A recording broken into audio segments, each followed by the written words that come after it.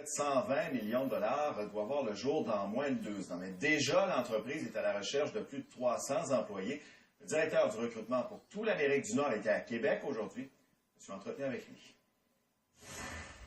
Monsieur Duplessis, Club Med est prévu pour la fin 2020 ici dans Charlevoix, mais déjà, vous êtes à pied d'œuvre. Vous recherchez du personnel déjà, là.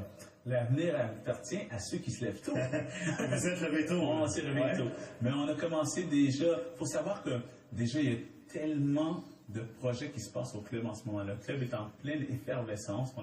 On n'a jamais eu une croissance aussi rapide. Vous voulez dire partout dans le monde? Partout dans le monde en ce moment. On ouvre des villages partout. On vient d'ouvrir des villages à Samoès, Grand Massif en France. On a ouvert des villages sur le Japon.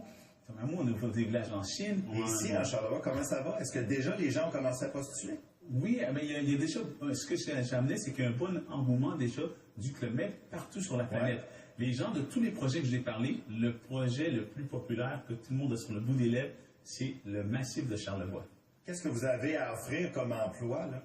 On a tout ce qui est le pôle hôtelier. Donc, on parle de restauration, on parle de hôtellerie, on parle de bar, bien sûr, on parle de gouvernante, femme de chambre, mais on parle également de tout ce qui est sportif, loisirs. C'est plus de 300 emplois, ça veut dire, ici, pour Charlevoix? Plus de 300 emplois seront créés sur la petite rivière.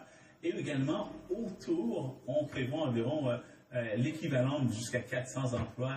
C'est une façon de faire de Club Med aussi, de recruter à l'international. Toujours, on a 80%, plus ou moins, hein, à peu près selon les législations de chaque pays, 80% de nos employés sont locaux. Et on a toujours 20% qui viennent de l'international et eux, ils sont en pourcentage selon la population de clients qu'on a.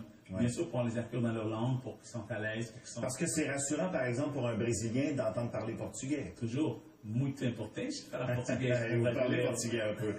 Vous recrutez à Québec, vous êtes aussi dans Charlevoix, vous recrutez jusqu'au Saguenay aussi. Vous serez là demain. On sera demain, on est à Chicoutimi. Donc, ceux qui veulent venir, ils doivent s'inscrire au www.clubmedjobs.ca. Qu'est-ce qui plaît tant dans le ski en hiver? C'est facile de le vendre?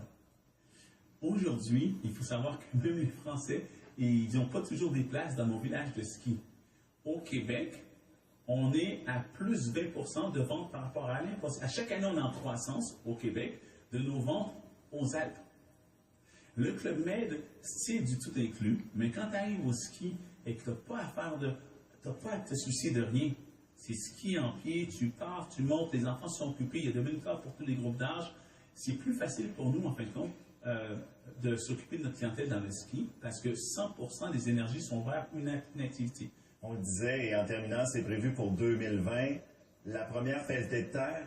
Avez-vous eu un indice, non? Oui, on a des beaux indices. C'est pour bientôt? C'est pour bientôt. Très bientôt. Mais, oui, très bientôt. Mais c'est pas ma place de vous dire exactement où. Mais bien tenté. Par contre, ça va se faire à un moment bien précis, donc vous avez sûrement une bonne idée déjà. On peut envisager le G7 en juin.